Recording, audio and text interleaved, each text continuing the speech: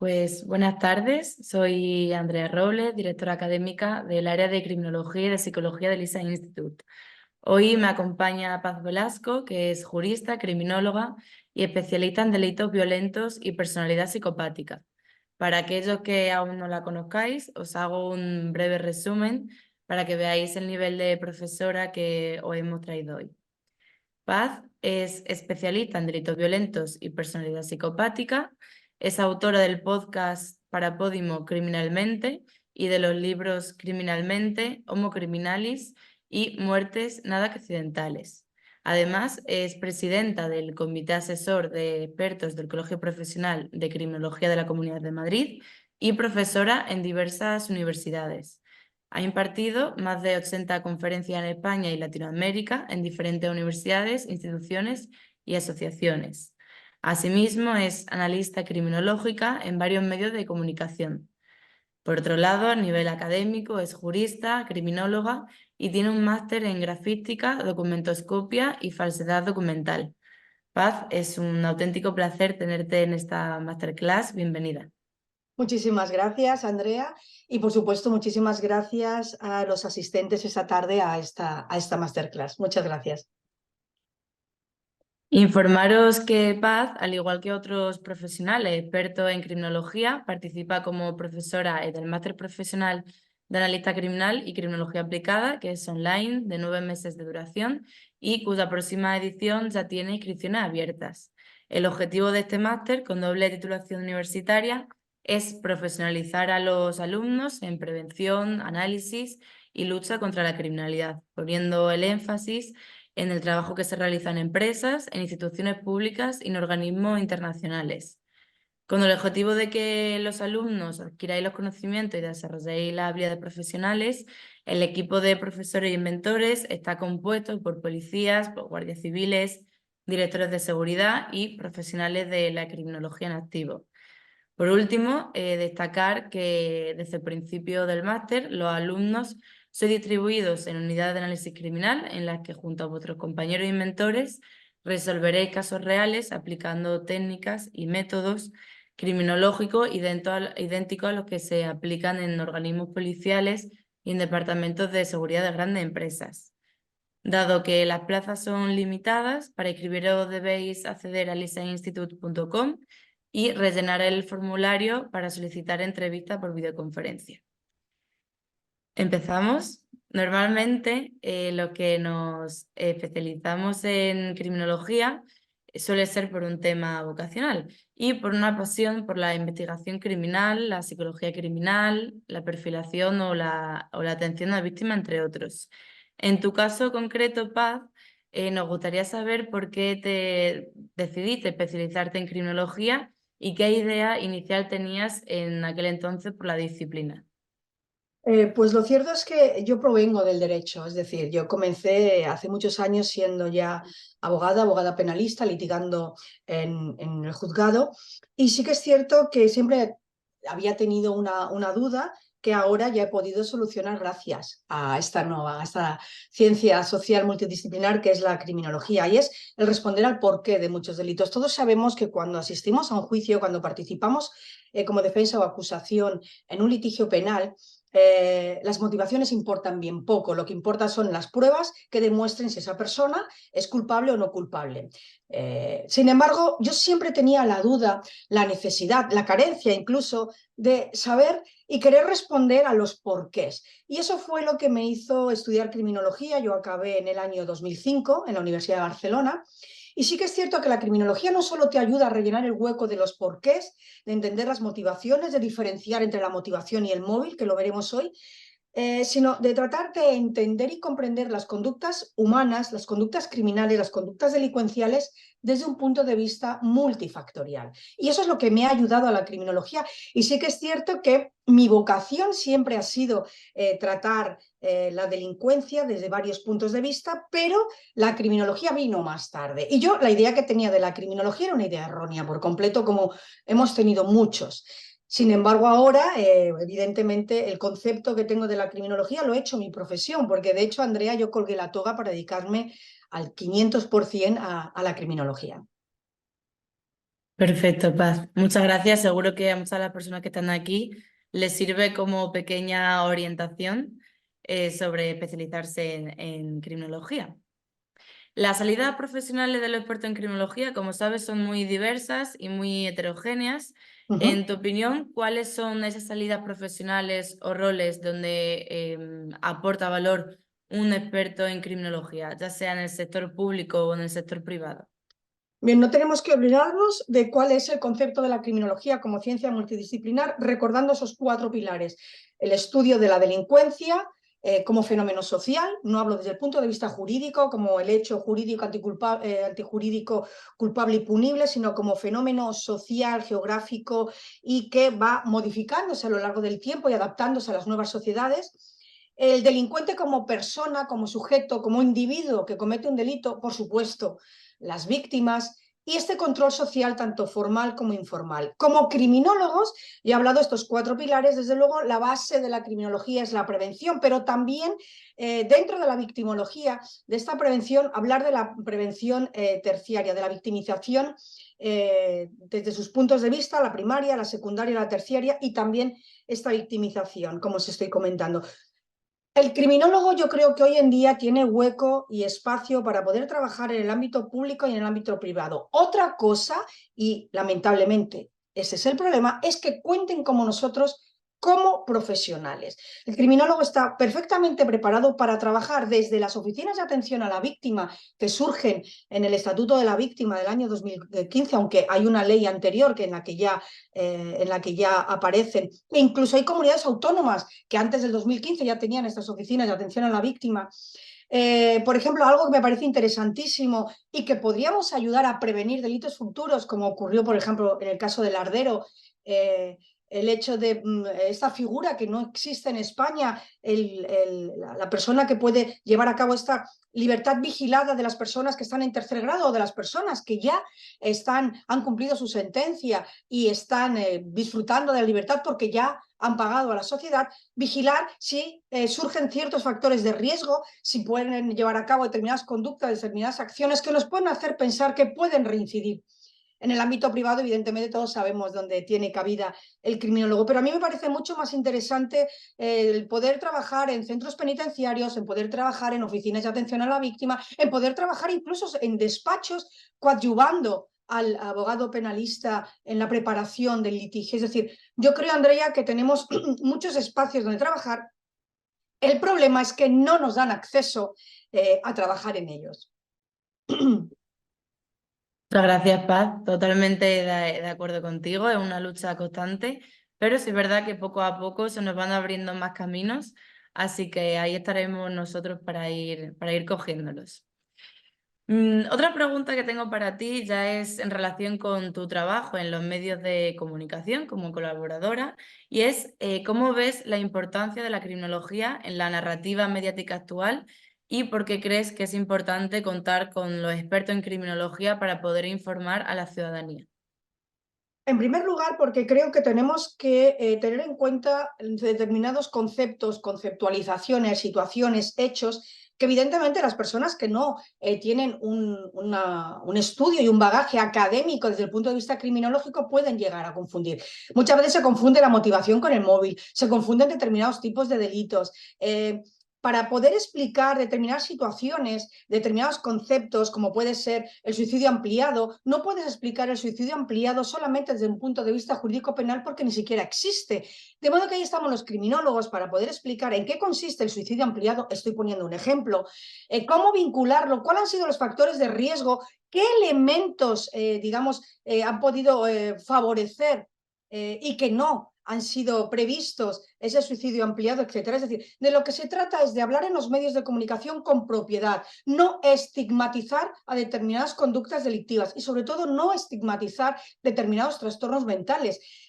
Cuando no se sabe y no se dominan determinados conceptos criminológicos y se va a los medios de comunicación, y no hablo de la televisión, hablo de la radio, hablo de la prensa escrita, hablo de la prensa digital, puede dar lugar a error e incluso a mitificar determinados delincuentes como es de los que vamos a hablar hoy. Es decir, igual que un psiquiatra habla de psiquiatría, Un criminólogo debe hablar de delincuencia, no que cualquiera. Lamentablemente, algunas personas muy preparadas, y lo hacen muy bien, hablan de criminología, de delincuencia, de factores de riesgos, de factores victimógenos. Ojo, es un campo para el criminólogo. Igual que yo sería incapaz de acudir a una mesa a hablar de psicología porque no soy psicóloga, creo que el criminólogo debe ir a tratar la realidad criminal desde el punto de vista de la criminología. Como digo, es una ciencia multidisciplinar y estamos sobradamente preparados para ir a platós de televisión, para hacer entrevistas y analizar, como hago yo en algunos casos, determinados eventos criminales que hay en nuestro país y en nuestra sociedad. Muy bien, pues después de esta pequeña introducción, vamos a dar inicio a la masterclass denominada agresores múltiples y seriales, perfil criminal y análisis del modus operandi. En esta masterclass vamos a tratar cómo el agresor múltiple serial realiza la búsqueda y la selección de la víctima, cómo el agresor múltiple serial se aproxima a la víctima, los métodos de ataque, los métodos de control, los actos cometidos con la víctima mientras está viva y tras su muerte, y el abandono del cuerpo. Así que, Paz, cuando quieras puedes compartir el PowerPoint Perfecto, muchísimas y dar gracias. comienzo. Andrea, ¿me das el ok de que se está viendo bien el PowerPoint, por favor? Sí, se ve perfecto. Puedes comenzar. Perfecto.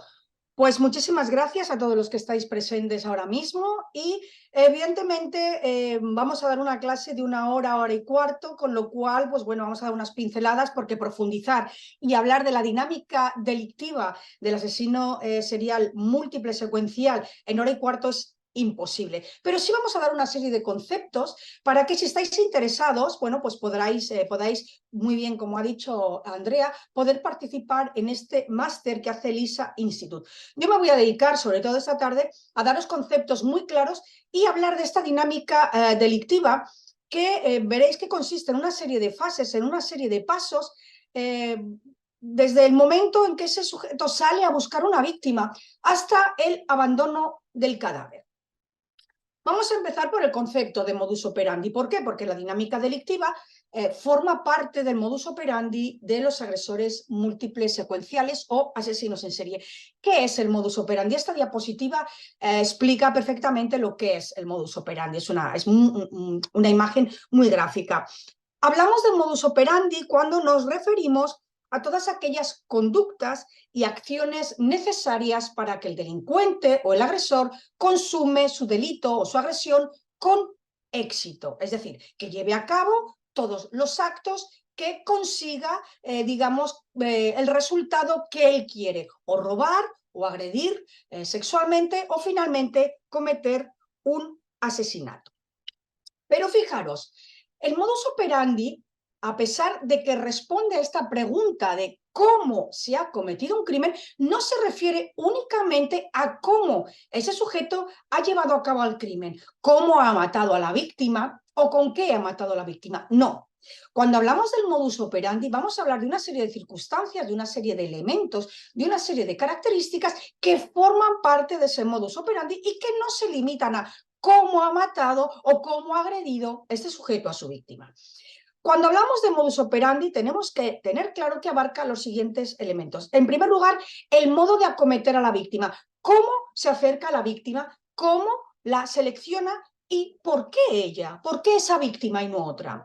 En segundo lugar, todas las acciones que el agresor lleva a cabo para consumar el crimen. Y vamos a ver de qué tipo de acciones. Vamos a hablar del método de acercarse a la víctima, del método de control, de cómo mata a la víctima, con qué, si se emplea mucho tiempo, si emplea poco tiempo, etc. Algo importantísimo es el modo en el que abandona a la víctima. No solo el sitio geográfico donde la abandona, expuesta a cualquiera que pueda pasar por allí, enterrarla, descuartizarla y después esconder el cadáver, quemarla, sino que también es muy importante, aunque hoy no podemos detenernos en ello, en la forma en que abandona a la víctima, si coloca el cadáver, si la maquilla, si la desnuda, si la pinta las uñas, ¿de acuerdo? Esto no va a formar parte del modus operandi, sino que va a formar parte de la firma o ritual de ese asesino. Y algo interesantísimo, cómo accede a la escena del crimen y, no menos importante, cómo se escapa, cómo se va de la escena del crimen. del estudio del modus operandi vamos a poder extraer, para que los analistas de la conducta puedan crear un perfil criminológico, una serie de características psicológicas que nos van a informar de qué tipo de persona, que es la finalidad, al fin y al cabo, de un perfil criminológico. Un perfil criminológico no señala de modo directo y expreso quién es el sujeto que ha cometido el crimen, sino que infiere una serie de características del tipo de persona que ha podido cometer ese delito, ¿de acuerdo? De modo que estudiando este modus operandi, todos los elementos que vamos a ver hoy de la dinámica delictiva, nos va a dar una serie de características de la personalidad de ese sujeto, de quién es, de cuáles han sido sus necesidades, si ha actuado en base a la ira, a las fantasías, etc. Por supuesto, el modus operandi tiene una serie de objetivos. Y tenemos que tener claras dos características. El modus operandi, es decir, la forma de operar, la forma o las acciones y todas las conductas que este sujeto lleva a cabo, repito el concepto, para cumplir sus objetivos, es decir, para llevar a cabo una agresión o un crimen con éxito, tiene una naturaleza funcional o instrumental. ¿Esto qué quiere decir? Que los objetivos del modus operandi son los siguientes. En primer lugar, que ese crimen, esa agresión, se cometa con éxito, es decir, que se consuma, perdón.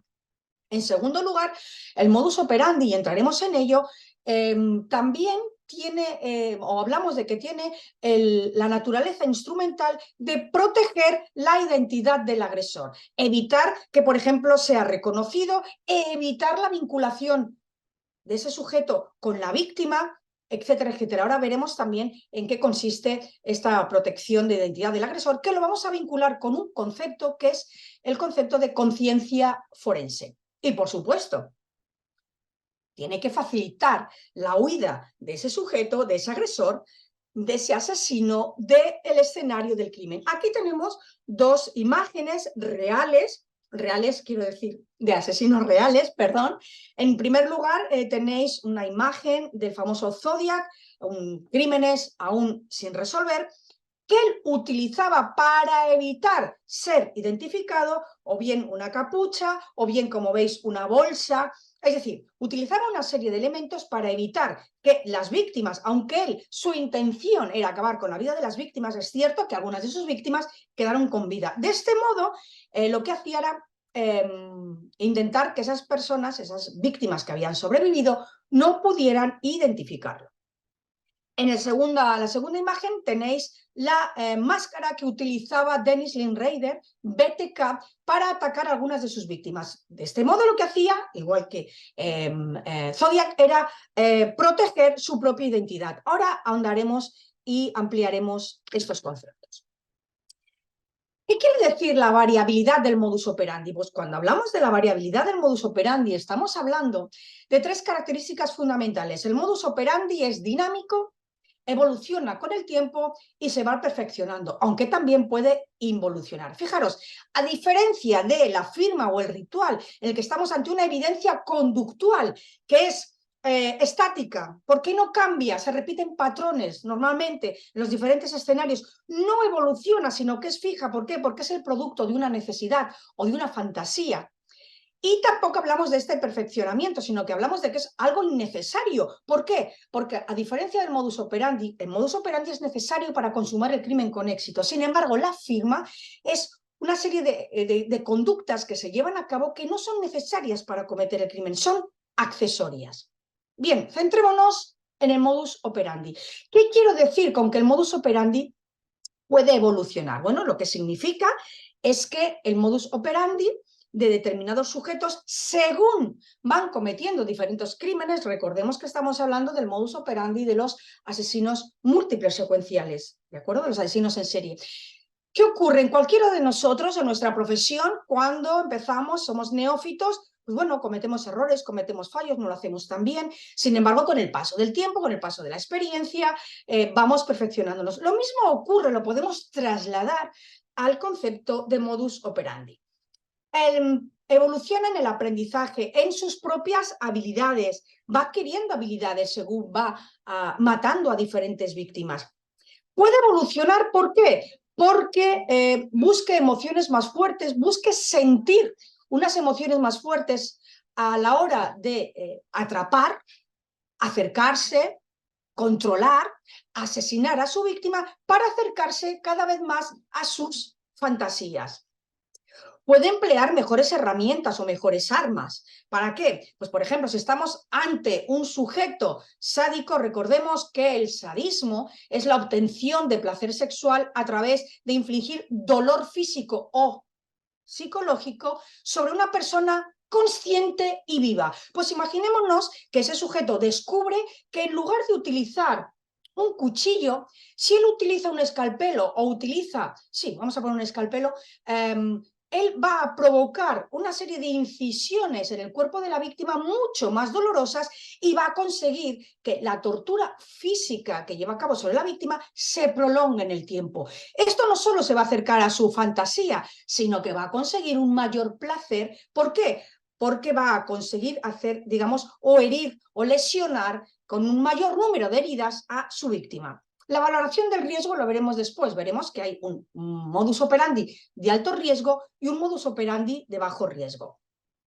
También va a evolucionar por la información que se haga en los medios de comunicación. Cuando en los medios de comunicación, esto hoy en día ya no ocurre, pero si nos vamos a la época de Elizabeth Short, a la Dalia Negra, donde la propia prensa podía acceder sin ningún tipo de limitaciones a la escena del crimen, pues evidentemente muchísimos asesinos sabían cómo iba la investigación y lo que ocurría porque los propios periodistas lo contaban. De modo que esta información también le puede ayudar a evolucionar y a cambiar determinados patrones dentro de su modus operandi. Cultura criminológica. ¿Qué quiero decir con cultura criminológica? Quiero decir todo este aprendizaje que puede llevar a cabo un asesino a partir de las lecturas en criminología, lecturas de criminalística, ciencias forenses, ver la televisión, internet, leer novela negra, etc. Toda aquella información que pueda serle útil para cometer sus crímenes. Incremento de la precaución por la presión policial. Si él empieza a ver que la policía, digamos que empieza a estar cerca de su persona, o empieza a estar cerca de su identificación, pues probablemente cambie algunos elementos del modus operandi y evolucione. Y por supuesto lo que os he dicho, la experiencia profesional. Imaginémonos un sujeto que utiliza su propia experiencia profesional, un doctor, un médico, un cirujano, para llevar a cabo sus crímenes, ¿de acuerdo? ¿Por qué hablamos de involución? Hablamos de involución cuando este modus operandi es, en vez de evolucionar, involuciona en el sentido de que empieza a cometer errores. Y estos errores pueden venir de forma innata, bien porque hay una serie de deterioros de habilidades cognitivas, motoras o perceptivas, exceso de confianza, con lo cual él cree, bueno, se considera bastante impune, me estoy cometiendo una serie de crímenes, no tiene ninguna pista sobre mí, no saben quién soy. Y ese exceso de confianza puede llevarle a cometer un error, por supuesto. Uso de drogas, alcohol, un deterioro personal y muchas veces la presión policial hace que cometa un error. En este caso, lo de la presión policial es muy interesante, sobre todo vinculando con los medios de comunicación. No tengo tiempo de explicarlo, pero solo daros una nota. Y es que es cierto que en Estados Unidos, sobre todo, ha habido un momento muy importante cuando la época dorada de los asesinos seriales, donde sí que la policía quería que se contaran ciertas cosas en la prensa para provocar esa presión en el asesino y a ver si así cometía algún tipo de error. ¿Qué información nos ofrece el modus operandi? Esperad que no tengo un reloj. Vale, para controlar el tiempo, porque yo me pongo a hablar y lo mismo, pues eso, me paso un montón del tiempo, perdonad. ¿Qué información aporta a la investigación el modus operandi? Fijaros, en primer lugar, nos va a dar información acerca de si este sujeto conoce la escena del crimen o no, si es un lugar que forma parte de sus actividades cotidianas, si es un lugar con la que este sujeto tiene una vinculación emocional o personal. Aquí tenéis la foto de... me acabo de olvidar del nombre, el apellido es Pichuskin, pero perdonad, no me acuerdo ahora del nombre, ahora me vendrá. Me vienen así luego las cosas en flash. Alexander Pichuskin, exacto, un asesino múltiple ruso, y aquí vamos a detenernos en el conocimiento de la escena del crimen. Es importante, esto es un mapa que he analizado y que aparece en mi último libro, porque en el caso de Pichuskin tenía una vinculación emocional con el escenario del crimen. Él mató en un solo lugar, que era el parque, este que tenéis aquí, el parque Vyshevsky, un parque que está en el centro de Moscú. Concentra toda su actividad criminal desde el punto de vista del escenario criminal en un ambiente que él conoce y en un lugar que forma parte de sus actividades cotidianas. No olvidéis esta teoría de Cohen y Felson del año 79, la teoría de las actividades cotidianas. El parque formaba parte de estas actividades rutinarias, de modo que se lo conocía a la perfección, no solo porque iba con su abuelo, no solo porque iba con su abuelo a jugar al ajedrez, sino que era el lugar donde solía pasear con su perro. Importante, Journey to Crime. Esta teoría en el que habla del trayecto que hay desde el lugar donde vive el asesino hasta, que es el punto de anclaje, hasta donde comete los crímenes. En el caso de Alexander Pichuskin, solo había una distancia de 6 minutos entre su punto de anclaje, que era su domicilio, y el lugar de los escenarios de sus crímenes. Y esta famosa y importante teoría de Brattingham y Brantingham, que nos habla de la interacción entre el conocimiento del parque, del escenario del crimen y la disponibilidad espaciotemporal de las víctimas que se encontraban en este parque. ¿Qué más información nos da el modus operandi? ¿En qué momento del día ataca este sujeto o se acerca a su víctima o se la lleva? O si es un ataque sorpresivo, pues la ataca en ese mismo lugar. ¿Por qué? El momento del día es muy importante porque nos va a hablar también del nivel de riesgo del modus operandi de este asesino. La forma de matar, si mata rápido, de una manera instrumental, si utiliza una violencia instrumental o utiliza una violencia expresiva, llevado por las emociones, llevado por las fantasías, llevado por el sadismo. ¿Cuánto tiempo ha empleado en cometer la agresión? ¿Tarda 72 horas en matar a su víctima, como Elizabeth Short, de Dalia Negra? ¿O mata a su víctima en 3-4 minutos? Eso también nos va a indicar una serie de elementos, una serie de rasgos psicológicos de este asesino. ¿Cómo se aproxima a su víctima? Lo vamos a ver hoy. ¿Y qué zonas prefiere para abordar y atacar a su víctima? En este caso, Alexander Pichuskin solo mataba y se acercaba a sus víctimas en el parque Vyshevsky. ¿Qué más información aporta la investigación en el modus operandi? Nos ayuda a conocer sus habilidades y la profesión. Gracias a la investigación que se hizo del perfil criminológico, supongo que conocéis a este individuo, George Metesky, más conocido como Matt Bomber, sabéis que puso más de 37 artefactos en diferentes lugares de Nueva York para ir en contra de la compañía que trabajaba, la compañía Edison. Bien, pues se dieron cuenta estudiando el escenario donde estaban estas bombas, las cartas que escribió, la forma de escribir lingüística forense y, por supuesto, el contenido de las cartas, cuál era la profesión de este sujeto y finalmente dieron con él y lo detuvieron. Más información. Se ha utilizado actos de precaución, es decir, conciencia forense. Se ha utilizado una serie de elementos para evitar ser reconocido, ojo, para evitar ser relacionado con su víctima. También nos dice el modus operandi si víctima y agresor se conocían, si ha sido una víctima seleccionada al azar o si ha sido una víctima seleccionada siguiendo el simbolismo o las fantasías de este sujeto, que ahora veremos. Y, por supuesto, el modus operandi, a través de la autopsia, nos va a indicar qué arma ha utilizado, cuántas veces ha utilizado el arma, la fuerza necesaria que ha empleado para matar a su víctima, etc. Vamos a ver el primer caso práctico de hoy. Alexander Pichuskin. Todas estas imágenes que tenéis aquí son imágenes reales. La imagen del parque es una imagen real de una víctima, la imagen del metro también es una imagen real. La única víctima donde el punto de encuentro cambia, el punto de encuentro no es el parque, sino es una estación de metro y lo que yo llamo el ajedrez victimal de Alexander Pichuskin. ¿De acuerdo? Como os digo, es uno de los casos que investigo para mi último libro. Vamos a ver algunos de los elementos importantes del perfil de Alexander Pichuskin. Alexander Pichuskin comete su primer crimen a los 18 años de edad. A la primera persona que mata es a un amigo suyo, al que invita a cometer un crimen real. Estaba obsesionado con el crimen, con llevar a cabo un crimen, y convence a su amigo de salir un día, ir al parque y matar a una víctima. Evidentemente, su amigo se asusta cuando ve que esto va más allá de una simple broma, de un simple juego, y se niega, por supuesto, a participar en este asesinato real. ¿Qué es lo que hace Alexander Pichuskin? Lo que hace Alexander Pichuskin es llevarle al parque y lo mata. Esta es su primera víctima, año 1992. ¿Cómo se deshace del cadáver? Algo importantísimo dentro de la dinámica delictiva del asesino en serie. Lo lanza por la alcantarilla del parque. En el parque Vysevsky hay muchísimas alcantarillas. Esas alcantarillas de agua helada, una corriente fortísima, llevan al mar, con lo cual las víctimas, la mayoría de las que tiró por las alcantarillas, nunca se han encontrado, entre ellas su amigo. Edad del crimen, 18 años, repito, donde casi todas sus víctimas son seleccionadas, atrapadas y asesinadas en el parque Vysevsky.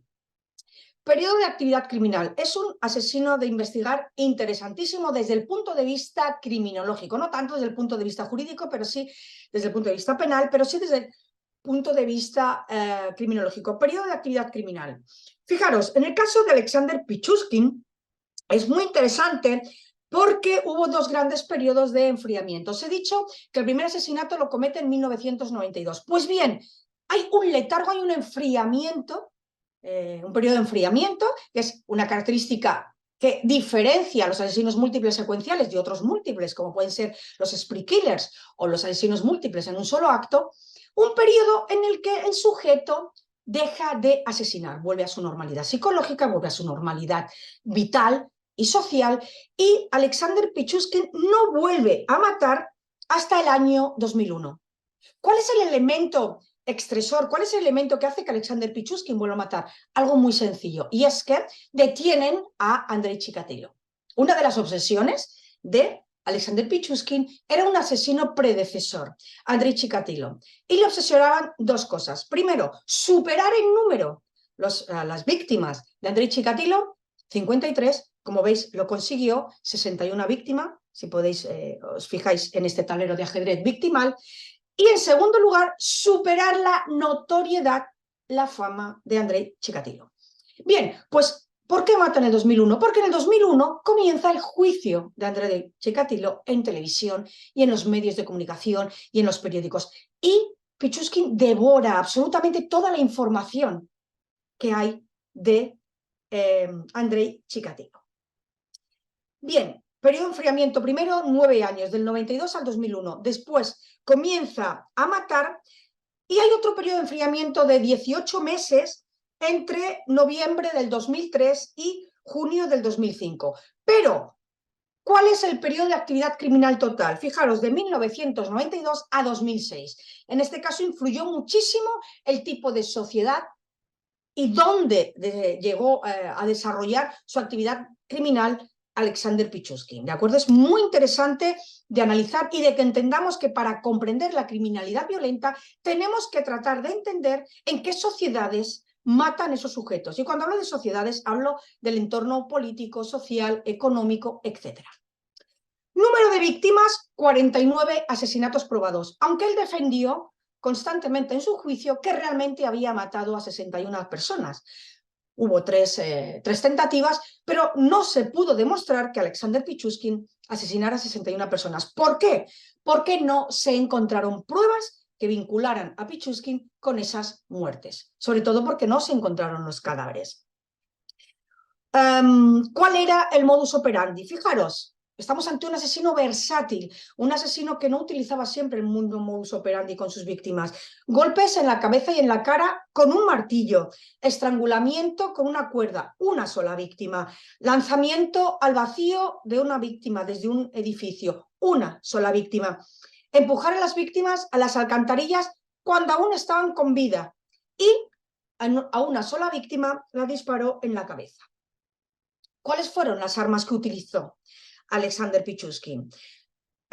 Una cuerda de nylon, como he comentado, para una sola víctima, una estilográfica que ocultaba una pequeña arma de fuego, pero a la mayoría de sus víctimas las atacó en la parte posterior de la cabeza, rompiéndoles el cráneo con un martillo que llevaba. Aquí tenemos que hablar del kit del asesino, ese asesino organizado que dentro de una bolsa lleva una serie de elementos. Alexander Pichuskin llevaba un martillo y una botella de vodka, que era el objeto que utilizaba para acercarse a sus víctimas. con diferentes argumentos, invitaba a beber a sus víctimas, cuando sus víctimas estaban completamente ebrias, las atacaba y las mataba. De modo que Alexander Pichuskin no mataba de un modo sorpresivo. Alexander Pichuskin no se acercaba a una víctima y comenzaba a golpear. Necesitaba que esa víctima, digamos, tuviera sus defensas bajas porque estaba ebrio para comenzar a atacarla. Victimología. El caso de la victimología, fijaros, también muy variada. Primera víctima, año 92, su amigo del colegio. Luego, alcohólicos y hombres sin hogar que encontraba en el parque. Se acercaba a ellos, a unos les contaba que si por favor le acompañaban a la tumba donde había enterrado a su perro y querían compartir con él una botella de vodka. A otros les contaba otra historia, a otros simplemente les decía, ¿quieres compartir conmigo un trago? Fijaros, también a sus vecinos, 10 de sus víctimas vivían en el mismo edificio que Alexander Pichuskin. De modo que tenemos víctimas desconocidas, víctimas conocidas, a personas con las que había jugado en el parque al ajedrez. La mente de Alexander Pichuskin es una mente totalmente estratégica, es decir, estamos hablando de un sujeto con rasgos de psicopatía importantes, pero tiene la mente de un estratega, y esta mente estratega está muy vinculada con el juego de ajedrez. Quien le enseñó a jugar al ajedrez fue su abuelo. Y luego asesinó a 3 mujeres. El resto que aparece aquí no lo vamos a comentar porque no forma parte de la clase de hoy, pero sí vamos a diferenciar entre motivaciones y móvil. ¿Qué son las motivaciones?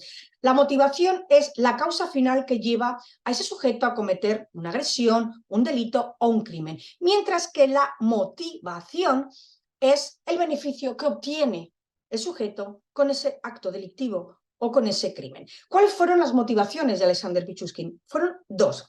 En primer lugar, el placer de matar. Estamos ante un asesino en serie hedonista y un asesino en serie con rasgos de psicopatía. Como habéis visto, con 2 largos periodos de enfriamiento, planificador y organizado.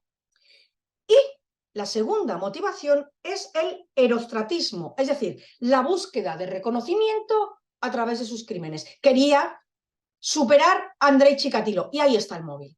La motivación es el placer de matar y disfrutaba matando, por eso es un asesino hedonista, y la búsqueda de reconocimiento a través de sus crímenes, la vanidad. ¿Pero cuál fue el móvil?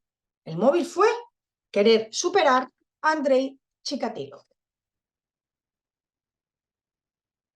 ¿Qué son los actos de precaución? Bien, vamos a definir la conciencia forense. Los actos de precaución son todas aquellas acciones y todas aquellas conductas que afectan a las pruebas físicas.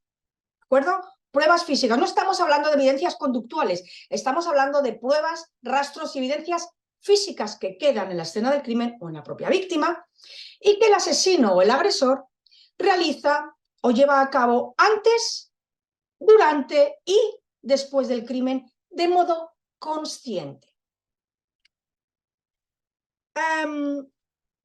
¿Cuál es el objetivo de esta conciencia forense? Bueno, pues 3 o 4 en este caso, he puesto 4 objetivos muy claros. Engañar a los investigadores, confundirlos, dificultar, por supuesto, la investigación o frustrar esta investigación intencionadamente para llevar a cabo la ocultación de quién es, de si hay una conexión entre él y el crimen o ocultar el crimen en sí mismo. Imaginémonos en el caso, bueno, imaginémonos, no, perdón, fue así en el caso de Alexander Pichuskin, a sus primeras 36 víctimas, 36, 37, no está claro.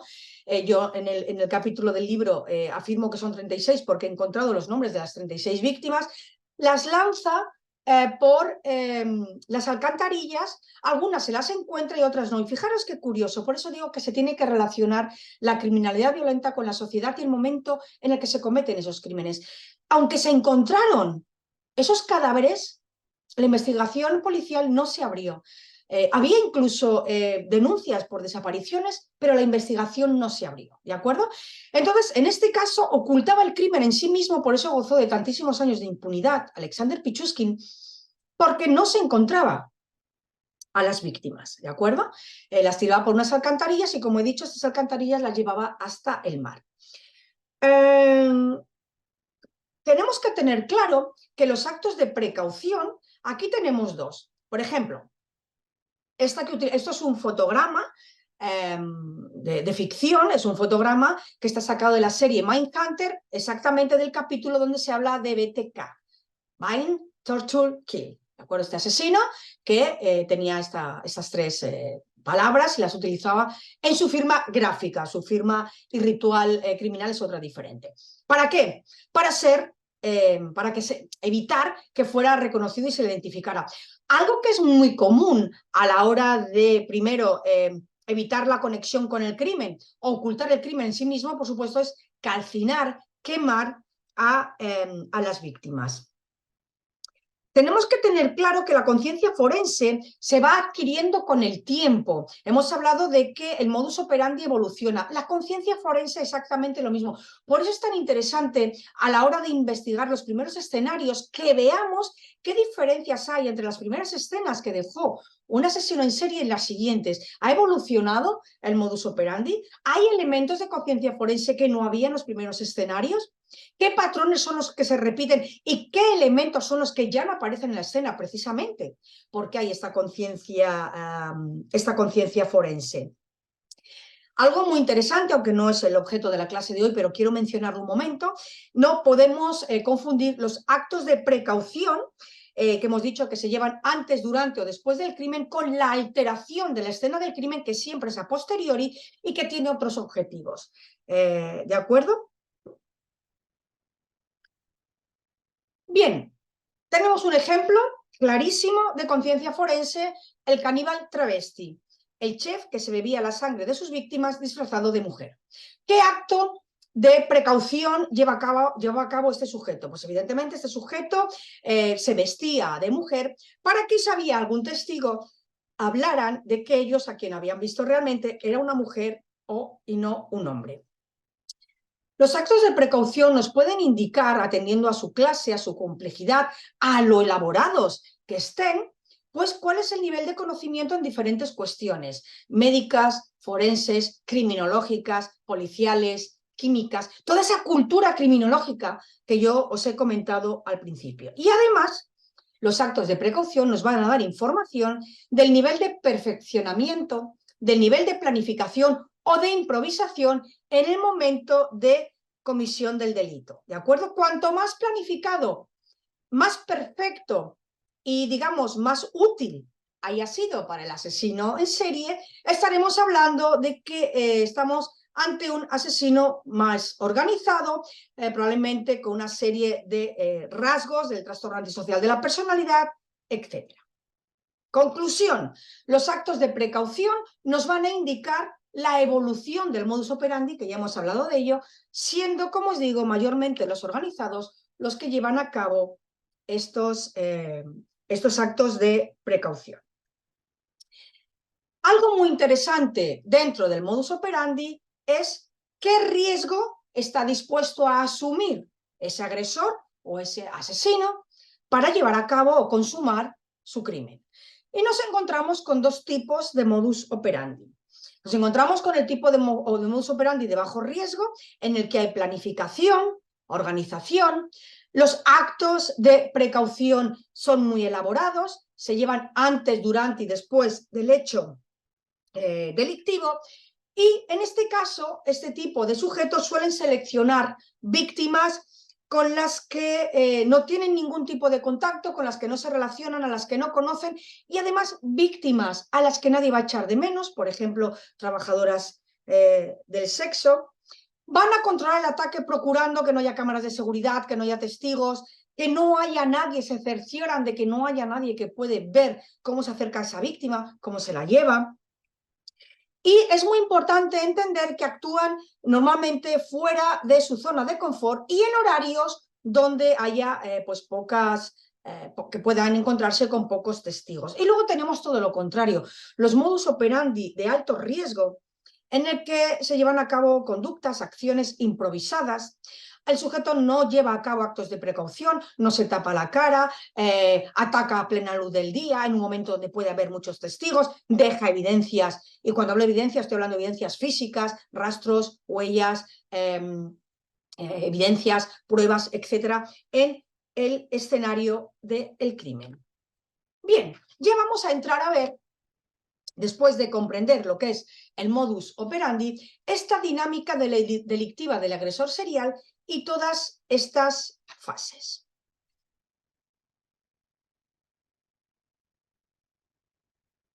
La dinámica delictiva del agresor serial, podemos decir que consiste, fijaros, en todas estas fases.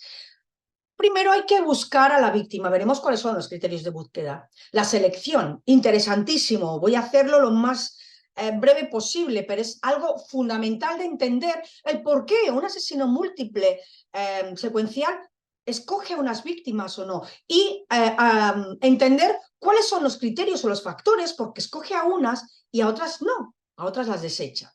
¿Cómo se aproxima este sujeto a la víctima? ¿Cómo la ataca? ¿Cómo la controla? Los métodos de control son interesantísimos porque de lo que se trata es de evitar que esa víctima pueda defenderse, ¿de acuerdo? Él no quiere perder el tiempo en luchar o pelear con la víctima, de modo que va a utilizar métodos de control para que la víctima no pueda defenderse. Interesantísimo también, sobre todo a nivel conductual, de evidencias conductuales, todos los actos cometidos con la víctima mientras la víctima está viva y las conductas post-mortem. Y por último, el método que utiliza el asesino para deshacerse del cadáver, dónde abandona el cadáver, porque dónde abandona el cadáver y cómo, también nos va a dar una serie de características y de rasgos de personalidad que van a ayudar al analista de la conducta a crear ese perfil victimológico. Primero, búsqueda de la víctima. Volvemos a Alexander Pichuskin. Alexander Pichuskin podemos decir que era un cazador y un trampero. ¿Qué quiere decir esto? Esta categoría, cazadores, merodeadores, pescadores, tramperos, es de Kim Rosmo, y lo que nos está diciendo es cómo se mueve este asesino múltiple secuencial para buscar a sus víctimas. Una cosa es buscar la búsqueda de la víctima y otra cosa es seleccionar a la víctima. Aquí estamos hablando del sujeto que sale a buscar a esas víctimas. ¿Por qué Alexander Pichuskin era un cazador y un trampero? En primer lugar, es un cazador porque hemos dicho que había 6 minutos, vivía 6 minutos de el Parque Vyshevsky. El lugar que se conocía como la palma de su mano, a pesar de tener 21 kilómetros cuadrados, es enorme. Podéis ver en internet, consultar, tiene un montón de flora, de fauna, nos podéis imaginar, es un sitio espectacular. Pues se lo conocía como la palma de su mano. Un lugar que conoce, un lugar que sabe por dónde entrar, que sabe por dónde salir, hay muchísimas puertas de acceso, muchísimas puertas de salida. ¿A qué hora debía acudir al parque? ¿Dónde debía llevarse a las víctimas? Y aquí entra la figura del trampero. ¿Cuál era la trampa que tendía Alexander Pichuskin? Les invitaba a beber vodka con él, les decía, acompáñenme a la tumba de mi perro, que es aniversario de su muerte. Es decir, crea un señuelo, una trampa para llevarse a la víctima a un lugar donde sabe que no va a haber testigos, a un lugar donde sabe que no va a pasar nadie, para después asesinar a su víctima a golpes y lanzarla a la alcantarilla. Pero ojo, que si bien es cierto que durante muchísimos años estuvo lanzando a sus víctimas a la alcantarilla, los últimos años, del año 2005 a junio del 2006, que es detenido, deja a sus víctimas a la intemperie. ¿Por qué? Porque hemos dicho que una de las motivaciones de Alexander Pichuskin a la hora de matar, aparte de ser un asesino hedonista que disfruta matando, era el hecho de ser notorio, buscaba la fama. Y cuando se dio cuenta que, aunque era un sujeto que mataba de modo impune porque nadie encontraba a las víctimas, no se abría ningún tipo de investigación, pero si quería superar a Andrei Chikatilo, tenían que encontrar los cadáveres. De repente empieza a dejar a todas sus víctimas en el parque para que las encuentren. Eso también lo veremos al final de la clase. De modo que Alexander Pichuskin era un cazador y un trampero. Tenemos a los merodeadores, estos que se desplazan por una zona amplia, eligen a su víctima, la siguen, la acechan y finalmente van a entrar normalmente en sus domicilios, como hacía, por ejemplo, Richard Ramírez, a asesinar a sus víctimas. Y luego tenemos los pescadores, aquellos que actúan, atrapan o matan a su víctima cuando surge la oportunidad. Son crímenes muy pocos planificados, a diferencia de los otros tres. Y luego tenemos al segundo protagonista de la clase de hoy, que es Henry Desiré Landru. También un trampero que ahora entraremos en él. Bien, selección de la víctima. Cuando hablamos de la selección de las víctimas, estamos hablando de por qué estos sujetos escogen a unas personas y no a otras, ¿de acuerdo? Tenemos que tener claro una pregunta, una respuesta, y es olvidarnos del mito que vemos en las películas, que vemos o leemos en las novelas negras, etcétera, de que todos los asesinos en serie seleccionan a sus víctimas. Esto es un mito, esto no es así. Vamos a ver por qué. Está claro que el asesino quiere algo de sus víctimas. Con ella puede desahogar su ira, su frustración. Con sus víctimas puede alcanzar la gratificación sexual, sobre todo, por ejemplo, si estamos hablando de un sádico. Puede ejercer sobre la víctima poder y control, humillarlas. Es decir, cuando selecciona a una víctima es porque quiere algo muy concreto de esa víctima. Lo que sí que tenemos que tener claro también, aparte de la mitificación de la selección victimal, es que no hay un patrón victimal determinado. Cada asesino secuencial va a seleccionar a una víctima atendiendo a una serie de factores, necesidades o fantasías. Es lo que vamos a ver, ahora. Algo muy interesante desde el punto de vista de la selección victimal es que la naturaleza de sus impulsos, conocer la criminogénesis que está en las fantasías y en las necesidades que ese sujeto necesita satisfacer a través del crimen, hace que en muchas ocasiones no pueda esperar a que surja una víctima ideal, que cumpla los requisitos que ese sujeto se ha puesto. De modo que lo que ocurre es que van a priorizar el acto, es decir, el asesinato, frente al objeto que es la víctima, que puede cumplir con una serie de parámetros. Es muy importante entender el patrón victimal de un asesino en serie. ¿Por qué? Pues porque si comprendemos el patrón victimal de un asesino, entendemos por qué selecciona a una víctima determinada, conocemos el perfil victimal, conocemos las características de esta víctima, podemos llegar a conocer, fijaros, esto ya dentro del análisis conductual, el perfil de la víctima que probablemente esté buscando este sujeto, características de sus rasgos de personalidad, en qué lugares puede actuar, porque estamos hablando de un perfil determinado de víctima, quizás tiene que ir a un lugar determinado a seleccionar a esa víctima, ¿de acuerdo? Brent Turbay nos dice que es muy complicado que durante la fase de búsqueda el sujeto, este asesino, se dé con estas tres circunstancias: que sea una víctima idónea, que cumpla con parámetros de fantasía, de simbolismo, de vulnerabilidad, ahora veremos cuáles son, que además el lugar donde pueda atrapar a esa víctima sea el lugar adecuado, pues porque no hay cámaras de seguridad, porque no hay testigos, y que además sea una víctima accesible, que sea muy fácil atrapar a esa víctima. De modo que lo que nos dice Brent Turbay es que el agresor, para seleccionar a su víctima, va a tener en cuenta sobre todo estos tres criterios: la accesibilidad, si es fácil acercarse a esa víctima; si estamos ante una víctima vulnerable, veremos ahora los factores victimógenos; y dónde está esa víctima. De modo que, fijaros qué importante vinculado al modus operandi. La conexión entre estos tres factores, la accesibilidad, que ahora lo vamos a ver, la vulnerabilidad, y dónde está esa víctima o en qué lugar está esa víctima para poder acceder a ella, va a determinar tres elementos de la dinámica delictiva vinculados al modus operandi.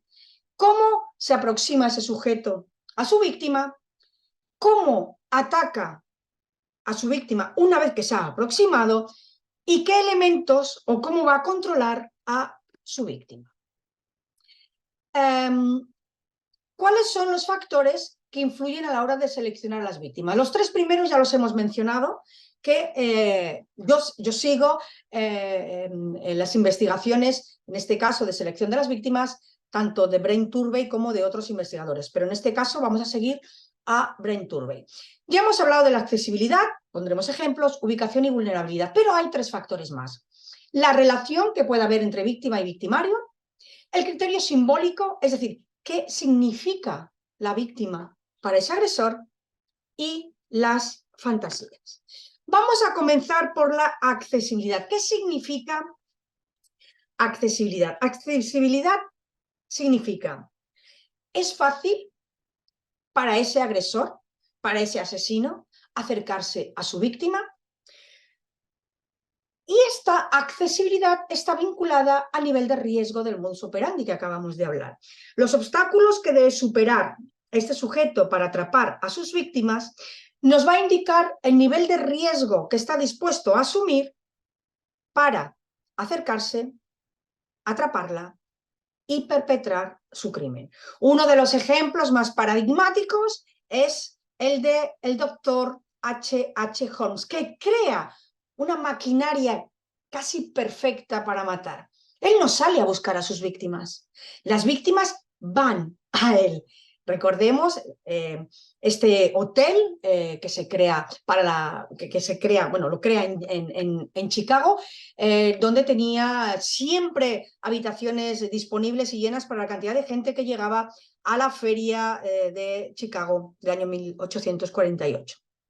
Bien, él crea una herramienta, un lugar donde atrapar a la víctima sin que haya testigos. Nivel de riesgo bajísimo, porque eran las víctimas las que iban al hotel. No solo esto, sino que sabéis que ponía algunos anuncios ofreciendo trabajo, etc. Si veis esta distribución del hotel, había habitaciones, pero estaba absolutamente llena de trampas, de recovecos, de habitaciones secretas. Y abajo, en el sótano, es donde realmente se llevaban a cabo los crímenes. No solamente cometía crímenes, sino que luego, bueno, una serie de técnicas que utilizaba, que él aprendió en la universidad, deshacía los cadáveres, blanqueaba los esqueletos, los vendía a estudiantes universitarios, etc. Estamos hablando ante uno de los asesinos en serie más versátiles de la historia. Accesibilidad. Vamos con el segundo asesino que os he comentado del perfil que íbamos a hablar hoy. Henry Desiré Landru. Os he hablado y os he dicho que es importantísimo para entender la criminalidad violenta de determinados asesinos a serie conocer el telón de fondo donde actúan, conocer el momento histórico, social, político y económico donde actúan, porque muchas veces ese telón de fondo ayuda a la impunidad del crimen. Pues fijaros, nos vamos a la Primera Guerra Mundial. Francia, la gran mayoría de hombres casados y de jóvenes se han ido al ejército. Hablo de millones de hombres. ¿Qué ocurre en París? Quedan mujeres solas, sin pareja, y quedan muchísimas viudas. París está lleno de viudas desconsoladas y de mujeres que no tienen acceso a conocer a hombres jóvenes. ¿Por qué? Pues porque están en la guerra. El modus operandi de Henry Desiré Landru fue brillante. Puso una serie de anuncios matrimoniales, en varios periódicos de París, diciendo que era un hombre culto, un hombre con una posición económica y social solvente, que buscaba una mujer para formar una familia y compartir su vida. ¿Sabéis la cantidad de mujeres que contestaban a diario esas cartas?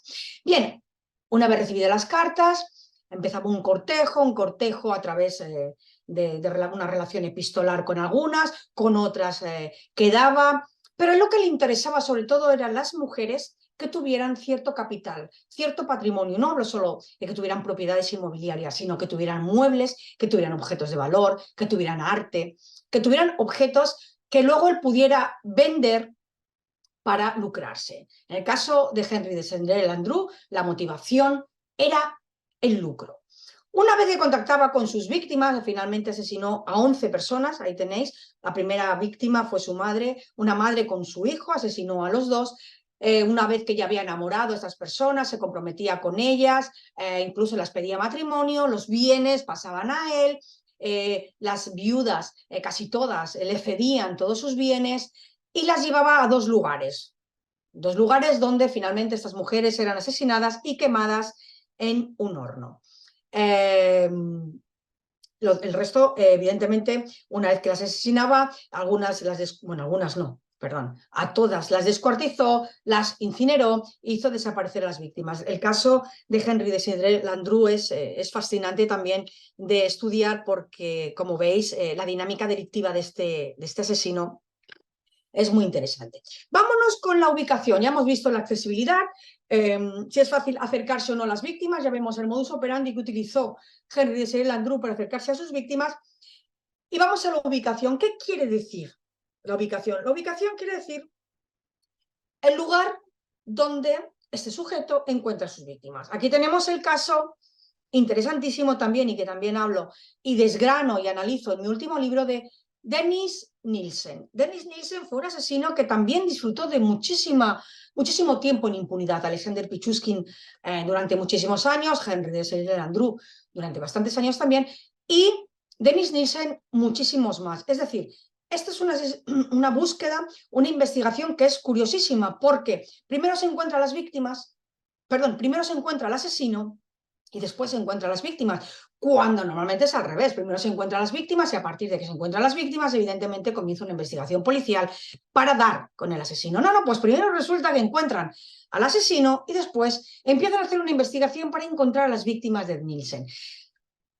Nielsen, este es el mapa por donde se movía Nielsen, un mapa geográfico muy interesante a nivel geoespacial, a nivel del movimiento criminal que llevó a cabo, y Dennis Nielsen escogía a sus víctimas en unos pubs muy concretos, muy parecido.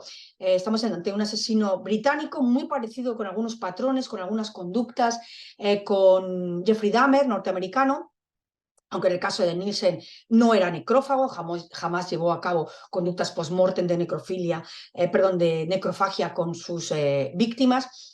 Y Nielsen a veces se llevaba vagabundos que encontraba en casa, muchachos muy jóvenes a los que invitaba a beber y luego invitaba a su casa. Dennis Nielsen era un trampero.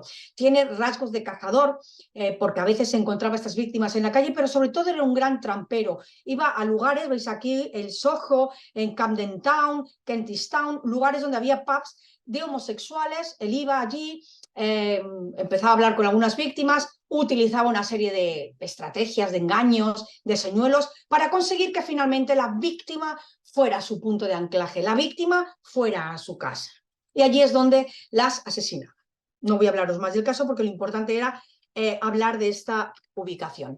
Y fijaros, aquí tenéis a John Edward Robinson, el primer asesino que seleccionó, buscó y seleccionó a sus víctimas a través de Internet. Aquí tenéis algo que no sé si sois muy jovencitos, quizás no conozcáis. Yo lo utilizaba en el año 96, 97, que es el Internet Relay Chat, uno de los primeros chats que existían para hablar con otras personas. Se trataba de un programa que estaba dividido en diferentes chat rooms, que es lo que tenéis a la izquierda, determinadas salas en las que hablar. Yo entraba en salas a hablar de libros, de derecho penal, de cine, etcétera, etcétera. Bien, John Edward Robinson entraba en chat donde había mujeres que asumían el rol de esclavas sexuales.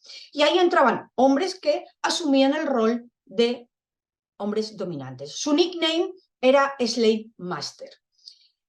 De modo que seleccionaba a aquellas mujeres que querían ser esclavas sexuales y dominadas a través del bondage para practicar sexo. Bien, pues él quedaba con estas mujeres después en un lugar, moteles, bueno, moteles no, eran moteles más bien, y allí cometía sus crímenes, ¿de acuerdo? Vamos a centrarnos solo en esta ubicación. De modo que tenemos al primer asesino en serie que seleccionó a sus víctimas a través de un chat. Hoy ya conocemos muchos más casos, tenemos estafadores del amor, tenemos asesinos como el asesino de Marta Calvo, que seleccionó a sus víctimas y quedó con esa víctima primero a través de un contacto online y después un encuentro físico. Por supuesto, algo importantísimo, los factores victimógenos. Aquí voy a seguir al gran victimólogo Josep María Tamarit, que da clase aquí en la Universidad de Barcelona. ¿Qué son los factores victimógenos? Bueno, hablamos de todos aquellos factores que favorecen la victimización, es decir, una serie de circunstancias, una serie de condiciones, una serie de situaciones que tiene una persona y que le hacen ser probablemente víctima de un delito. Cuando hablamos de esos factores victimógenos, hablamos de factores individuales, es decir, factores endógenos, de cómo se comporta la víctima, de a qué lugares va la víctima, de con qué personas interactúa la víctima. Por supuesto, tenemos que hablar de determinados tipos de victimarios, la oportunidad y los factores sociales. Aquí tenéis un titular de un periódico que dice, y es así, que el 73% de las víctimas de asesinos en serie son mendigos, prostitutas y homosexuales. Estamos hablando de factores victimógenos clarísimos, de personas que tienen una mayor probabilidad de convertirse en víctimas precisamente por esos factores victimógenos. Prostitutas, mujeres que son más vulnerables, trabajadoras del sexo, homosexuales debido a, bueno, pues a su condición sexual y, por supuesto, todas estas personas que viven y duermen en la calle. Fijaros, los criminólogos europeos destacan que hay que intentar rehabilitar a los psicópatas. Es un artículo muy interesante que, si ponéis este titular, lo vais a encontrar y podréis leerlo en internet.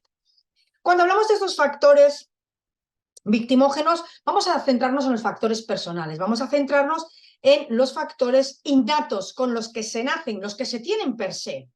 Aunque ahora, hoy en día, por supuesto, esto puede en casos muy concretos, pues puede cambiar, sobre todo en lo que se refiere al género y al sexo. Bien, hablamos de factores biológicos y hablamos de factores psicológicos. La edad, ancianos, niños, la salud mental, hablamos de personas con capacidades cognitivas, digamos, disminuidas, el sexo, sobre todo mujeres, pero ojo, también tenemos asesinos y hay varios asesinos en serie, asesinos de homosexuales como Colin Ireland, la etnia y la homosexualidad. Fijaros, ejemplos, asesinos de niños. Mira, Hindley y Ambrady, al lado tenéis las víctimas, que sepáis que de estas 5 víctimas solo se han encontrado 4. Kate Bennett nunca ha sido encontrado. La edad, ancianos, todo lo contrario, tenéis abajo asesinos que solamente han matado a ancianos. Thierry Paulin, Rodríguez Vega y, me quedo en blanco, me vendrá Juana Barraza. Y alguien interesantísimo de estudiar, sobre todo su dinámica delictiva es apasionante de estudiar, que es el doctor Marcel Petiot, que solamente asesinó a judíos. Ahora nos vamos a la Segunda Guerra Mundial, es un trampero, un asesino trampero, convenció a estos judíos diciéndoles que les podía vender un billete para salir desde Francia hasta Argentina, y les podía salvar la vida. A cambio pedía 25.000 francos del año 45, era una cantidad de dinero brutal, por cada pasaje. Les invitaba a su casa y les decía que les tenía que poner una vacuna. Evidentemente eso no era una vacuna, era veneno. Les asesinaba con una inyección y después quemaba los cadáveres en esta habitación que tenéis aquí. Desde luego, la dinámica delictiva del doctor Marcel Petiot es brutal. Y luego tenemos factores sociales, nivel económico de la víctima, el estilo de vida, marginación social, contacto con grupos marginales, profesión, que tienen en común todos estos hombres. Tenéis arriba a Juan David Ortiz, un policía fronterizo que trabaja en Nuevo México. Tenéis a Gary Ridgway, a Samuel Little y a Peter Sutcliffe. En este caso, estos hombres solo seleccionaron un tipo de víctima. Todas eran mujeres prostitutas. Bien, vámonos a la relación de víctima-victimario. Y aquí, aunque evidentemente no tengo tiempo para adentrarme en las diferencias entre los asesinos y las asesinas a la hora de seleccionar a las víctimas, sí que podemos decir que la forma de seleccionar a las víctimas de los hombres y las mujeres es completamente diferente. Las mujeres podemos considerarlas recolectoras y los hombres podemos considerarlos cazadores, tramperos, pescadores o merodeadores. Solo hay una excepción en que la mujer se vuelve cazadora y es cuando se une con un hombre para matar, es decir, las parejas letales. Cuando hablamos de la relación víctima-victimario, hablamos de una relación sentimental, una relación de amistad, relación de confianza, una relación profesional. Ejemplos. Gilla Murano asesinó a sus 3 amigas por lucro, una motivación protagonista en las mujeres asesinas. Y Dorotea Puente, también por lucro, asesinó a sus huéspedes. No puedo detenerme más porque si no, no acabamos la clase. Amistades, amigos, tenéis aquí a Bob Verdella y una imagen real de una de sus víctimas encontradas en su casa y, como veis, son restos cadavéricos. Bob Verdella también tenía un modus operandi muy particular, se hacía amigo de indigentes, de drogadictos, de homosexuales para ayudarles, les llevaba comida, les invitaba a comer, a cenar, cuando ya había una confianza con esta persona, les invitaba a su casa y allí se convertía en un hombre letal. Y por último tenéis a este sujeto, Nils Hogel, que asesinó a 106 pacientes. Estamos ante un ángel de la muerte. Claro, la relación víctima-victimario de confianza entre un paciente y el enfermero es brutal. El paciente está en sus manos. Son casos interesantísimos de investigar a nivel criminológico. Y otro lugar donde podría trabajar el criminólogo sería cuando se da una serie de alertas y de elementos, de factores de riesgo que son muy identificables. Bueno, intentar hablar con un criminólogo para ver si estamos hoy, digamos, riesgo de que puedan ocurrir más muertes. Claro, fijaros que estas muertes ocurren en un lugar donde la muerte es algo habitual, donde este sujeto utiliza armas que están dentro del propio hospital. Son herramientas de trabajo, como puede ser la insulina, como puede ser el agua, determinados tipos de medicamentos, etcétera. Importantísimo, interesantísimo, sobre todo a nivel conductual, tanto el simbolismo como las fantasías. En este caso, fijaros, la víctima es seleccionada porque tiene un significado personal para el criminal. Y podemos hablar de dos tipos de significado. A mí lo más interesante del simbolismo del asesino en serie creo que es la del asesino en serie misionero o también estos delincuentes llamados delincuentes por convicción, es decir, aquellos que matan basándose en sus creencias o incluso con esta distorsión cognitiva interesantísima, que es la de considerar que tienen un deber moral y es el de eliminar de la sociedad a un determinado tipo de personas porque no son personas dignas de vivir en la sociedad. Mendigos, prostitutas, a veces incluso ancianos, etcétera. Creen que su deber moral es librar al mundo de determinadas personas a las que consideran indeseables y que digamos que hacen daño al resto de la sociedad. Uno de los ejemplos más paradigmáticos, muy actual, es este sujeto, Mikhail Popkov, que fue detenido en 2012,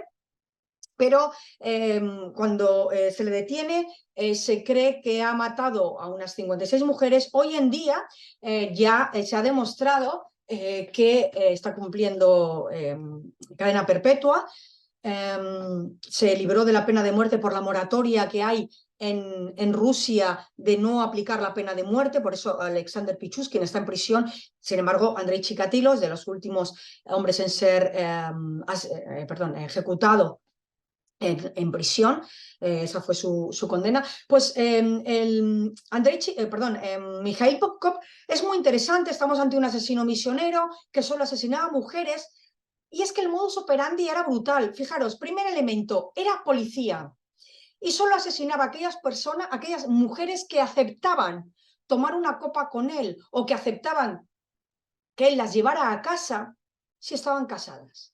Él consideraba que una mujer casada, una mujer que tenía familia, que tenía hijos, se debía a su familia, se debía a sus hijos, de modo que consideraba que estas mujeres que aceptaban la copa de un desconocido o aceptaban ser llevadas a cabo por un desconocido, realmente lo que eran, no voy a decir la palabra, voy a decirlo más suave, unas prostitutas, ¿de acuerdo? Ha saltado hace muy poco a la prensa, porque fijaros, esto fue muy paradigmático, fue un programa de televisión a comentarlo, que quiere luchar en Ucrania y lograr el perdón de Putin. Evidentemente, los rasgos de personalidad, nos encontramos ante un asesino frío, calculador, organizado, que le da igual matar a uno que a 20. Y, bueno, pues evidentemente se ofreció voluntario. Como os he dicho 100, perdón. La policía rusa actualmente, esto fijaros desde hace muy poquitos meses, cree que asesinó a más de 200 personas. Y fijaros qué curioso, cuando hablamos de la evolución del modus operandi, esta frase es clave. Aunque llevo 10 años en la cárcel, no creo que sea tan fácil aprender nuevas habilidades rápidamente. Vamos a las fantasías para ir terminando. No, para ir terminando no, todavía me queda, perdón. Vamos a las fantasías. Bueno, las fantasías es un tema que yo llevo investigando, lo he investigado durante más de 15 años, que es adentrarse en la mente de ese asesino y analizar cómo piensa, por qué piensa y sobre todo, por qué selecciona a víctimas determinadas para cumplir esas fantasías. Esto supone investigar la criminogénesis, el origen de esas fantasías. Bien, en este caso estamos ante sujetos que van a seleccionar a víctimas, como el que tenéis aquí, Harvey Murray Gladman, también analizado en mi último libro, y la víctima es elegida, seleccionada concretamente, solo ella, y no puede ser otra, solo ella, porque solo esta víctima, en este caso estas mujeres, modelos, solo ellas pueden satisfacer la fantasía particular, única, individual y personalísima del propio asesino. Así, él puede llevar a cabo las fantasías sobre estas mujeres. En el caso de Harvey Murray Gladman, sabía que solo tenía una forma de acceder a mujeres realmente bellas, a mujeres a las que no puedes tener acceso invitándolas a salir o conociéndolas en un lugar porque no hubieran accedido. Se hace pasar por fotógrafo de revistas de detectives, de ahí que utilizara este tipo de ropa, las atara porque decía que era para una revista de detectives donde estas habían sido secuestradas. Aquí tenéis una de sus víctimas, la primera fotografía en ropa interior, la segunda posando ya amordazada, la tercera con miedo y la última, estamos ante un asesino fetichista, coleccionista de fotografías, este era su trofeo, el trofeo eran las fotografías y fijaros que además tenemos un elemento fundamental que es la fantasy act, llevar a cabo la colocación o el posado de la víctima. ¿Cómo se aproxima el asesino a su víctima? Pues fijaros, podemos hablar de diferentes métodos de aproximación. Tenemos la sorpresa, es decir, cuando hablamos de sorpresa hablamos de que el sujeto se acerca rápidamente a su víctima y la sorprende en un momento de vulnerabilidad, por ejemplo, si está de espaldas o de desamparo. Imaginémonos cuando Richard Ramírez entraba en la casa de sus víctimas y sus víctimas estaban durmiendo. Es interesante porque este concepto de alevosía sorpresiva aparece en nuestra jurisprudencia, en esta sentencia del Tribunal Supremo del 2014. Leo textualmente. La doctrina del Tribunal Supremo de la Sala de lo Penal reconoce que existe la actuación que se está dirimiendo en este recurso, existe alevosía sorpresiva. ¿Por qué? Porque es un ataque de forma súbita e inesperada en el que el sujeto se aprovecha de la especial situación de desamparo de la víctima, lo que le impide a la víctima poder defenderse. En este caso tendríamos, por ejemplo, algunas de las situaciones que llevó a cabo Jeffrey Dahmer, Ted Bundy. El engaño. El agresor se aproxima a su víctima empleando algún ardid o engaño. En este caso tenemos tres elementos. Es fundamental que cuando hablamos del engaño, hemos hablado de Dennis Nielsen, hemos hablado de Alexander Pichuskin, hemos hablado de Henry Desiree Landrum, obtienen la confianza de la víctima, necesitan la confianza de la víctima para llevarla a otro lugar, normalmente un lugar que suele ser su punto de anclaje, y llevar a cabo este crimen. El engaño, según Brent Turvey, implica confianza de la víctima, planificación del crimen y experiencia criminal.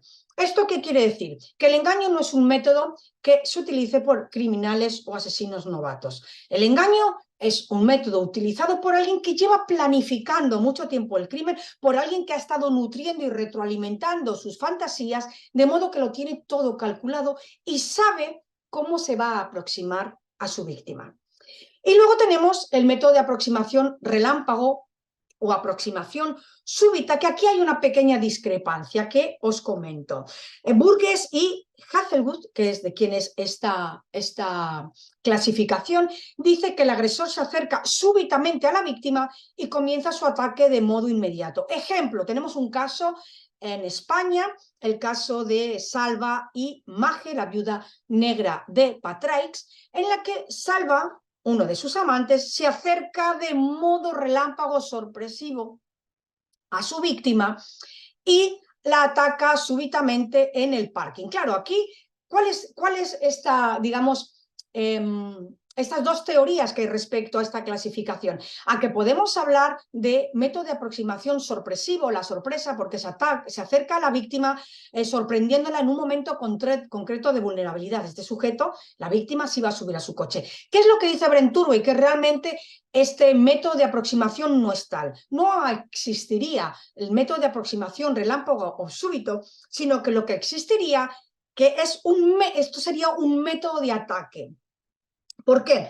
Porque el ataque súbito, el acercarse a la víctima y empezar a atacarla de inmediato implica una serie de elementos y una serie de elementos que podemos utilizar para el perfil criminológico. Por ejemplo, la ira de cuáles son la cantidad de heridas o con qué ha matado esta persona, la intensidad de las heridas, el número de puñaladas. También nos puede indicar este ataque relámpago o súbito. Por eso digo ataque, habéis visto que yo estoy más a favor de que sea un ataque, un método de ataque que de aproximación. Si estamos ante una persona que mata por primera vez o es una persona que ya ha matado en otras ocasiones, la fuerza que utiliza para matar y sobre todo si había un vínculo emocional entre el agresor y la víctima. Y aquí sí, vamos a los métodos de ataque. ¿Cuáles serían los métodos de ataque? Hablamos de métodos de ataque, serían los mecanismos coactivos que emplea el agresor para dominar a su víctima, ya se ha acercado a ella, ya la ha atrapado, pero ahora la tiene que atacar. Y bien, puede utilizar la fuerza física o puede utilizar una amenaza verbal. Por ejemplo, haz lo que te digo o te mato. Tim Rosmo, de nuevo, hace una clasificación de los métodos de ataque. Tenemos el raptor, es que el agresor ataca inmediatamente a la víctima tras el encuentro con la víctima, que va a coincidir, fijaros, con esto que acabamos de ver. Por eso yo estoy a favor y creo que no se trata de un método de aproximación, sino de un método de ataque. Tenemos al acosador, que es el agresor espía, el que sigue a la víctima, ya la ha seleccionado y una vez que sabe dónde atacarla, ha escogido incluso el lugar, ataca a esa víctima de forma sorpresiva. Y luego tenemos el ambusher, el agresor ataca a la víctima, la ha engañado, va a un lugar que él controla, que sería, por ejemplo, el de Dennis Nielsen. Dennis Nielsen va a pubs donde van homosexuales. O encuentra a la calle a un mendigo o a un jovencito, le invita a su casa a cenar o le invita a su casa a tomar unas cervezas y es allí donde le ataca, ¿de acuerdo? En cuanto a los métodos de control, estamos hablando de que vamos a poner a Dennis Nielsen, ¿de acuerdo? Ya ha ido al pub, le ha invitado a una copa, toma unas copas con él, ya la persona, digamos que sus defensas empiezan a bajar porque empieza a tomar alcohol, después se lo lleva a su casa. ¿Y cómo va a controlar Dennis Nielsen a su víctima? Bien, pues los métodos de control son todos aquellos medios que el agresor utiliza para manipular, contener o dominar a la víctima durante la consumación del acto criminal, bien sea una violación, bien sea un asesinato, bien sea un robo, etc. Y es lo que os decía antes. Tiene que tener controlada a la víctima para evitar que la víctima se defienda. ¿Y cómo se puede llevar a cabo estos métodos de control? Utilización de la fuerza, pues por ejemplo, darle un golpe en la cabeza, dejarla inconsciente, utilizar cuerdas para atar a la víctima, amenaza verbal de emplear la fuerza, si no te estás quieto te voy a golpear, o incluso amenazarle diciendo si no te estás quieto te voy a matar, enseñarle una serie de armas, una barra de hierro, un cuchillo, una pistola, etcétera, etcétera. Bien, ahora sí que estamos llegando al final. Bien, los actos cometidos con la víctima ante mortem y post-mortem. Todos los actos cometidos con la víctima ante mortem quiere decir que se van a cometer mientras la víctima está viva o consciente, o viva y consciente, ambas cosas. ¿Por qué digo esto que es importante? Porque recuerdo otra vez, de nuevo vuelvo al sadismo, que yo a veces cuando corrijo las actividades de mis alumnos de la universidad, quiero que les quede muy claro. El sujeto con rasgos de personalidad sádica siempre va a llevar a cabo la tortura, las lesiones, los golpes, la actividad lesiva que lleva a cabo sobre sus víctimas mientras la víctima está viva y consciente. Si la víctima está viva pero no está consciente, no podemos hablar de que en ese escenario, en esa dinámica delictiva, haya sadismo, porque necesita ver a la víctima sufrir o escucharla sufrir, ¿de acuerdo? Y los post-mortem, por supuesto, son los actos que se llevan a cabo tras la muerte de la víctima. ¿A qué nos referimos con los actos de despersonalización? Aquí tenéis algunos ejemplos. Cuando hablamos de actos de despersonalización, son todas aquellas acciones o conductas que el agresor lleva a cabo sobre la víctima para ocultar su identidad, pudiendo incluso llegar a desfigurar su cara. Aquí tenemos un ejemplo muy interesante de analizar donde el agresor, sí estamos hablando de una personalidad sádica, todas las conductas que se llevaron a cabo sobre Elizabeth Short, que fueron muchas, muy dolorosas, y que él sabía cómo llevarlas a cabo para que la víctima no muriera pronto, se estuvieron llevando a cabo durante 72 horas. Aquí vemos este acto de despersonalización de la víctima para, digamos, borrar la identidad de Elizabeth Short. O bien tenemos otra imagen arriba, que es la de taparla la cara. Esto es muy interesante, lo de tapar la cara a la víctima, porque puede formar parte de la firma o ritual del asesino o puede formar parte del modus operandi. Actos de desfeminización. Esto lo llevan a cabo muchos asesinos múltiples que buscan esta gratificación sexual y también por otras motivaciones. Pero estamos hablando de asesinos, digamos, asesinos aberrantes, asesinos que llevan a cabo la mutilación de senos, de los pezones, del órgano sexual femenino. Buscan esta desfeminización para eliminar cualquier vestigio de feminidad de la víctima, mostrándola simplemente como algo burdo, como un objeto, como un pedazo de carne. Esto también tiene una lectura, por supuesto, desde el punto de vista del análisis conductual. Evidencias conductuales fetichistas, sujetos que se llevan objetos de la víctima. Por ejemplo, Jerry Brudos, el sujeto que está así medio sonriendo, que parece un bonachón, pero no lo era, se llevaba los zapatos de su víctima. BTK se llevaba medias, ropa, algunas de sus joyas. No olvidemos que cuando hablamos de conductas fetichistas, estamos hablando de trofeos y souvenirs que el sujeto, el agresor, se puede llevar de la víctima o de incluso del propio escenario, ¿de acuerdo?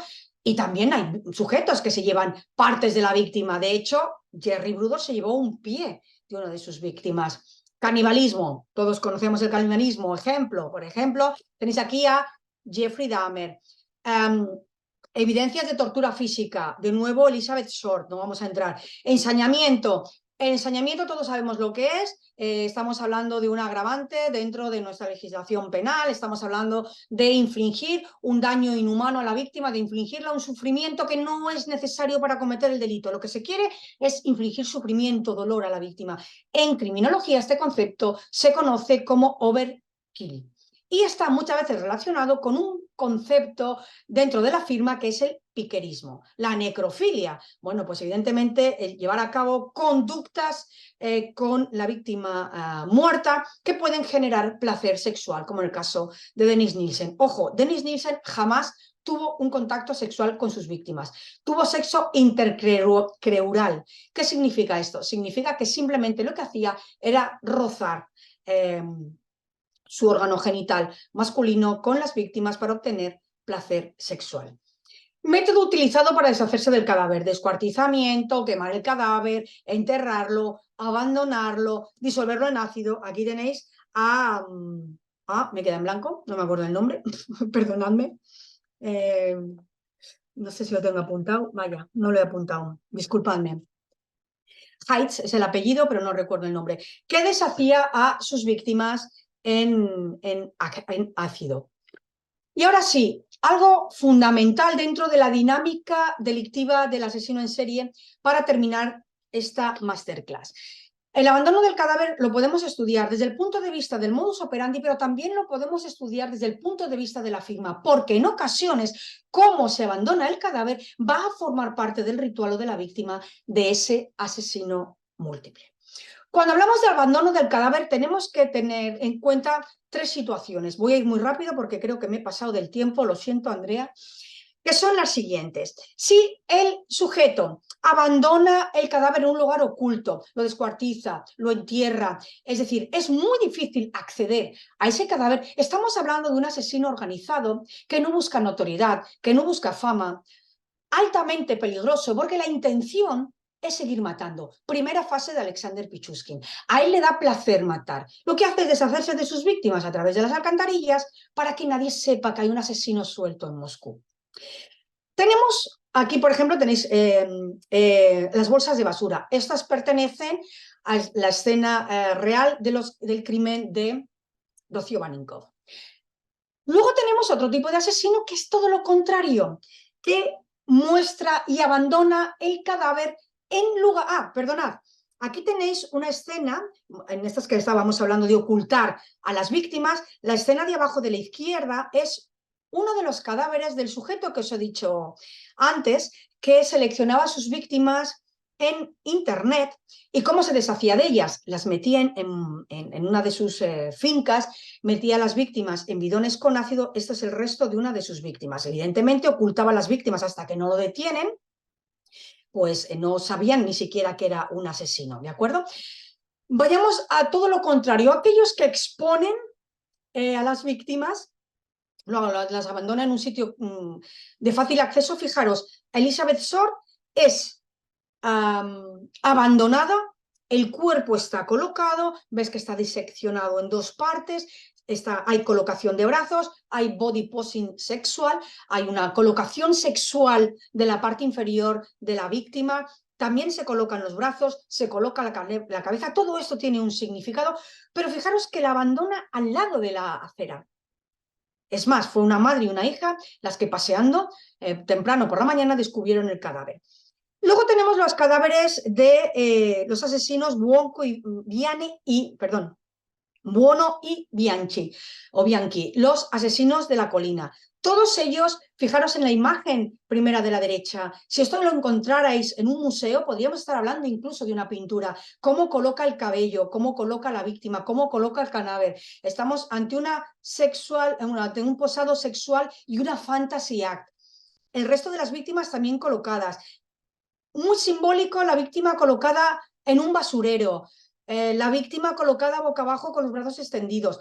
Una de las víctimas donde veis a tanta gente rodeada es porque la prensa llama a estos asesinos los estranguladores de Hillside, y esta víctima está justo debajo de Hillside, que es la colina que está a los pies de la palabra Hollywood en Los Ángeles. Bien, ¿por qué dejan los cadáveres a la vista? Aquí estamos ante todo lo contrario que acabamos de ver. Estamos en un lugar abierto, de fácil acceso. La intención del asesino es mostrar el cadáver. Es un sujeto vanidoso, un sujeto desafiante, un sujeto que está orgulloso de sus crímenes, quiere mostrarlos, quiere desafiar a los investigadores. Estamos ante sujetos con un grado alto de psicopatía. Podríamos hablar incluso de psicópatas primarios. Y aquí es muy interesante, porque igual que podemos hablar de psicópatas primarios organizados, si coincide la escena primaria, si coincide el punto de encuentro, la escena primaria y la escena de abandono, resulta que podríamos estar hablando también de un asesino organizado. Por eso es tan importante leer la escena del crimen. Toda escena del crimen nos cuenta una historia. Y para analizar la escena del crimen y poder crear y perfilar y saber inducir una serie de elementos que nos lleven a detener a qué sujeto ha cometido ese crimen, uno de los elementos fundamentales es la escena del crimen, pero no menos importante, por supuesto, es el modus operandi, la firma y el geoperfil.